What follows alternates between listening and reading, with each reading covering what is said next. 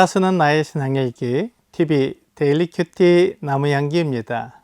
오늘은 사사기 6장 1절에서 6절을 묵상하겠습니다. 이스라엘 자손이 또 여호와의 목전에 악을 행하였으므로 여호와께서 7년 동안 그들을 미디안의 손에 넘겨주시니 미디안의 손이 이스라엘을 이긴지라.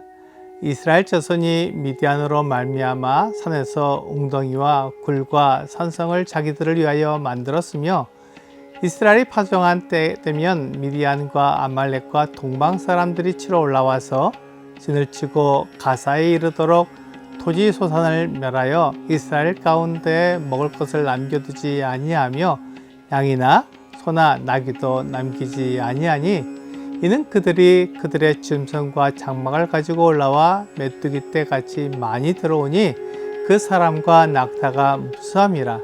그들이 그 땅에 들어와 멸하려 하니 이스라엘이 미디안으로 말미암아 궁핍함이 심한지라. 이에 이스라엘 자손이 여호와께 부르짖었더라. 이스라엘 백성들은 그들이 평안하게 되면 하나님을 버리고 우상을 섬겼습니다. 그것은 이스라엘 백성들뿐만 아니라 모든 사람의 특징입니다. 사람은 시간적으로나 물질적으로 여유가 있으면 그 여유를 하나님을 묵상하거나 봉사하는 시간으로 가지기보다는 하나님을 떠나 우상을 섬깁니다. 창세기 6장 5절은 여호와께서 사람의 죄악이 세상에 가득함과 그의 마음으로 생각하는 모든 계획이 항상 악할 뿐임을 보시고 라고 말씀하고 있습니다. 사람은 그의 마음으로 생각하는 모든 계획이 죄뿐입니다. 그래서 이 세상에 죄가 가득했습니다. 이것이 사람의 본성입니다. 이스라엘 백성들도 사사의 다스림을 통해 주변 나라의 원수들이 넘보지 못하게 되어 평안함을 누렸습니다. 사사 드보라가 이스라엘을 보호하고 지켜주었기 때문에 40년 동안 이스라엘에 평화가 있었습니다. 그런데 그 평화가 이스라엘에게 좋은 것만 가져다 준 것은 아니었습니다. 이스라엘 백성들은 평안이 주어지자 하나님을 떠났습니다. 그리고 우상을 섬기기 시작했습니다. 그것은 그들의 삶이 하나님 중심에서 나 중심으로 바뀌었다는 것을 말해주고 있습니다. 평안을 누리기 시작한 사람들은 하나님을 위해 살지 않고 나를 위해 살기 시작하는 것입니다. 살기 편해지니까 자아 실현을 하려고 나 중심의 삶을 살기 시작하는 것입니다. 자아 실현이 나쁜 것은 아닙니다. 그러나 자아에 대한 오해가 잘못된 자아 실현을 계획하게 된 것입니다. 자아에 대한 오해는 나는 행복해지기 위해 이 세상에 태어났다는 행복론을 기본으로 삼고 있습니다. 결국 내가 행복하기 위해서는 다른 사람이 불행해질 수도 있다고 생각합니다. 그렇기 때문에 내가 행복해지기 위해 우상을 섬길 수 있게 된 것입니다. 우상이 나를 행복하게 해주고 이 세상에서 잘 살게 해준다면 우상을 섬기는 것이 잘못된 것이 아니라는 것입니다. 이것이 자아에 대한 오해입니다. 세상에서 가르쳐주는 자아는 내가 세상의 중심이고 나 중심의 삶을 사는 게 맞다고 가르칩니다. 하지만 참된 자아는 하나님이 사람을 지으셨다는 것입니다. 하나님께서 사람을 지으신 목적은 사람이 하나님의 대리자로서 하나님을 세상에 나타내는 것입니다. 그러므로 참된 자아 실현을 하나님을 나타내는 것입니다. 그것이 내가 지어진 목적이기에 그 목적을 이루는 것이 참된 자아 실현이 되는 것입니다. 내가 누구인지 알고 내가 무엇을 위해 살아야 하는지 아는 것이 자아 실현입니다. 그러므로 나에게 여유 시간이 있을 때, 물질적으로 여유가 있을 때 시간과 물질로 하나님을 나타내는 것이 사람이 해야 하는 일입니다. 하지만 이스라엘 백성들은 평안하고 물질적으로 여유가 있을 때 자기 행복을 위해 살았습니다. 하나님을 떠나 나에게 유익한 것이 무엇인지 찾았습니다. 그것이 우상 숭배였습니다. 그래서 하나님께서 이스라엘 백성들을 미디안의 손에 넘겨주셨습니다. 미디안은 아브라함의 후처인 그도라에게서 태어난 자손들입니다.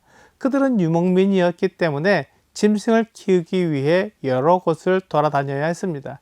특히 이스라엘이 파종하여 어느 정도 싹이 나면 미디안과 아말렉과 동방 사람들이 올라와서 그들의 짐승을 풀어놓아 이스라엘 백성들이 키워놓은 곡식의 싹을 먹게 했습니다. 그리고 곡식이 자라 추수를 하게 되면 그 곡식을 빼앗으러 다시 올라왔습니다. 그래서 이스라엘 백성들은 산이나 언덕에 웅덩이와 굴과 산성을 만들었습니다. 미디안 사람들이 빼앗아가지 못하게 곡식과 사람을 숨겨둔 것입니다. 이 모습을 보면 이스라엘 사람들이 얼마나 힘든 삶을 살았는지 생각해 볼 수 있습니다. 이스라엘 백성들이 미디안 사람들에게 이렇게 당한 이유는 그들이 올라올 때 무수한 수가 올라왔기 때문입니다. 마치 메뚜기 떼같이 수많은 사람들이 왔기 때문에 이스라엘 백성들이 미디안을 당해낼 수가 없었고 그들에게 곡식을 약탈당한 것입니다. 하나님은 이스라엘을 사랑하십니다. 또한 이방인들도 사랑하십니다. 문제는 하나님 편에 서느냐 세상 편에 서느냐입니다. 하나님께서 이스라엘을 선택하신 목적은 그들이 하나님 편에 서서 하나님을 세상에 나타내려는 것이었습니다. 하지만 이스라엘은 이 목적에서 벗어나 자기들을 위해 살았습니다. 그 결과가 하나님을 떠난 것이며 우상을 섬기는 것이었습니다. 그래서 하나님께서 이스라엘을 미디안의 손에 넘겨주셨으며 미디안으로 인해 받는 고통은 너무나 심했습니다. 하나님을 떠난 사람은 그의 목적을 잃어버렸기 때문에 고통과 괴로움을 당하게 됩니다.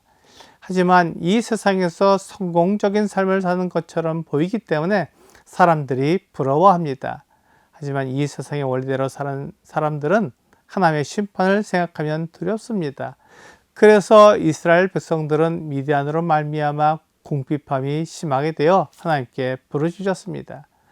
그들이 비로소 하나님을 바라보게 되었습니다. 그들이 하나님을 떠났지만 세상의 원리를 따라가면 행복하게 될 것으로 생각했지만 오히려 미디안에 의해 고통을 받게 되자 하나님을 보게 되었고 하나님께 부르짖었습니다. 이것이 사람의 모습입니다. 그러므로 내가 시간적으로나 물질적으로 여유가 있을 때 하나님을 나타내는 사람이 되어야 합니다. 오늘의 적용 질문을 보겠습니다. 여유는 주님께서 주신 축복입니다. 오늘 시간이 남는다면 그 시간을 어떻게 사용할지 생각해 보세요.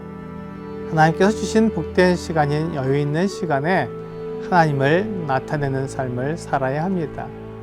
그것이 자아를 실현하는 모습이고 내가 존재하는 목적을 이루는 삶이 됩니다. 내 본성을 따라 하나님을 떠나 죄를 짓게 되면 하나님께서 나를 심판하실 것입니다.